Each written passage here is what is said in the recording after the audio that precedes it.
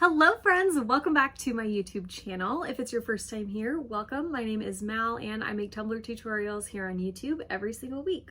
Today's video is a very spring forward design. I got some sticky sheets from Mr. Nola's Glitter and I had a vinyl pattern that I have had for a really long time and I didn't use ever. So I decided to pair the two together and create a really cool kind of rustic floral vibe. I really enjoyed putting the cup together and I really hope that you like the video. If you do, don't forget to hit the thumbs up button down below. And if you're not already subscribed to my channel, make sure you do so you don't miss any of my new videos. Like I said, I upload brand new Tumbler tutorials every single week and I would love to have you as part of the fam. As always, all the products I'm using will be listed and linked down below in the description box. I'll also have links to my social media pages, my Facebook group, and my Patreon group if you want to join in on any of the fun in any of those places. You can find those all listed down below. Okay, I think that's it. I really hope you like the video. Let's go!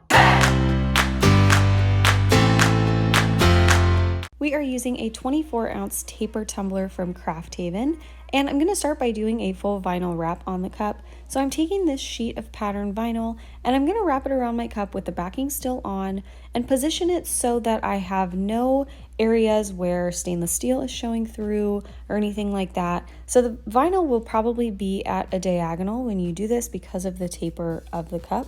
So once you've got it placed the way you like it, you'll take a piece of blue painter's tape to secure one end of the vinyl to your cup.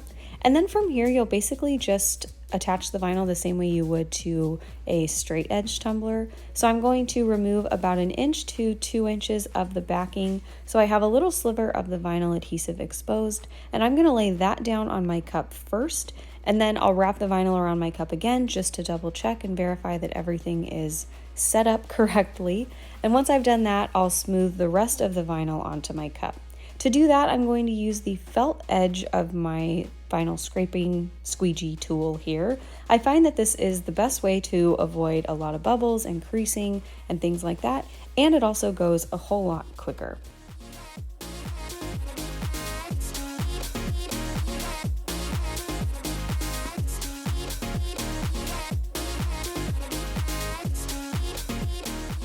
Once you get almost to the end of your wrap, remember to remove that piece of tape that you had on the other side securing that vinyl down. You'll have a heck of a time if you forget. You'll have to lift up your vinyl again and remove that tape, and it is not fun. Don't ask me how I know. So once you've removed your tape, you can go ahead and finish applying the vinyl to the rest of your cup. And you should be left with a kind of awkward looking seam here. So what we're going to do is cut off this seam just in a straight line. I'm going to find where the seam overlaps and I'm going to leave myself a little bit of overlap, mostly because I just don't trust myself to cut in a perfectly straight line. So I'm going to find that seam and then cut right over from it, just maybe like 1/4 inch to 1/2 inch of overlap. And then for the top and bottom rims of this cup, I'm going to treat them the exact same way. The bottoms of the 24-ounce tapers are really flat and sharp, so you can just treat them the same way that you do the top rim. So I'm going to very carefully pull this vinyl tightly up over that top rim. Be careful, like I said, this is not as flexible as like an Oricalc pattern vinyl would be, so it doesn't have that same elasticity as you pull it over. It could tear or rip like how it did with mine. So just be careful, try not to stretch it too hard. So once I've cut off all the excess, I'm going to take my knife at a 45-degree angle and get rid of all of those tiny little slivers of vinyl hanging out up there. And then I'm going to repeat the exact same thing on the bottom of the cup. You can do this the same way, just run your knife at a 90-degree angle right along that bottom, and then take your knife again at a 45-degree angle and get rid of all of that tiny little excess vinyl that's hanging out up there. Once you finish that, you can go in with a couple coats of epoxy. I did 2 coats that were between 10 and 15 milliliters each. And if you need to at this point, you can go up and do any sanding at that top rim. But other than that, we are going to jump right into our next little layer of florals. So these are sticky sheets from Mr. Nola's Glitter. They are printed with white ink, so they've got a clear background around the image, but the colors of the florals should be really vibrant, just the way they look on the backing.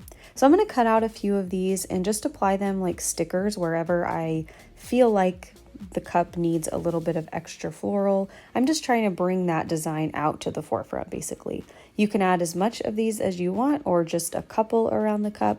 It really just depends on what kind of vibe you're going for. But look how vibrant those are. They're so beautiful. So I'm just going to add a couple more, and then we will go into another coat of epoxy right on top of those.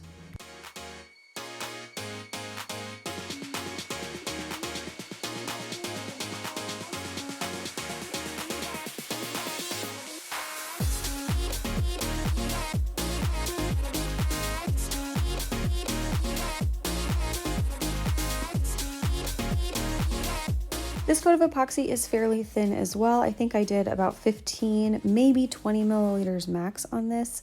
And now we're ready to go in and add our main quote decal. So when I was placing these florals, I left an intentional kind of blank spot right in the middle for this decal to go. And this is a decal from the Lettered by Stephanie SVG Club. You guys know I absolutely love this membership. I think it is so worth it. You get brand new files every single month. And this one is from this month. This is a May 2022 file. I will have a link down below in the description box for the SVG Club if you're interested.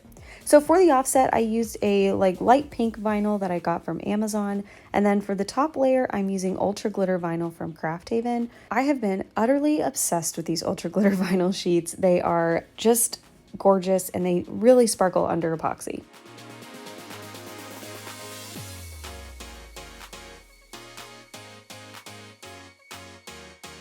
So once I've got that on the top, I'm going to finish off the bottom of the cup. I'm taking some electrical tape, getting rid of some of the stickiness with my fingers. I don't want to risk pulling anything up when I remove that tape.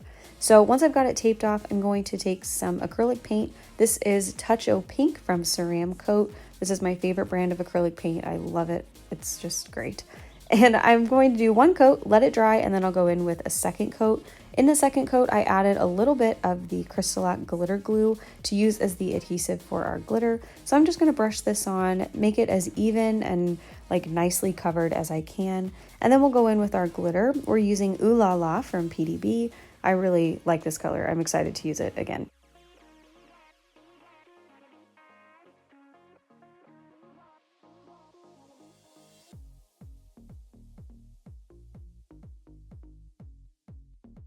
After I had the glitter applied, I removed my tape right away very carefully, and then I went in with my fingers and just patted down the glitter, made sure that we didn't have any big chunky pieces hanging over the edge or anything that was going to give us trouble later. And then once this dried, I let it sit for 2 hours. I sealed it with a coat of the glitter glue from Crystalac. And now I'm going in with my final coats of epoxy. So basically what you'll do from here is just epoxy and then sand down your bottom until it's smooth, add your final coat of epoxy, and then you'll be all finished. If you prefer not to glitter the bottom of your cup, these cups do come with a foam bottom piece that you can just place right in the center of your bottom, and then it will, essentially finish the bottom for you. I just prefer to glitter the bottoms and epoxy them like normal.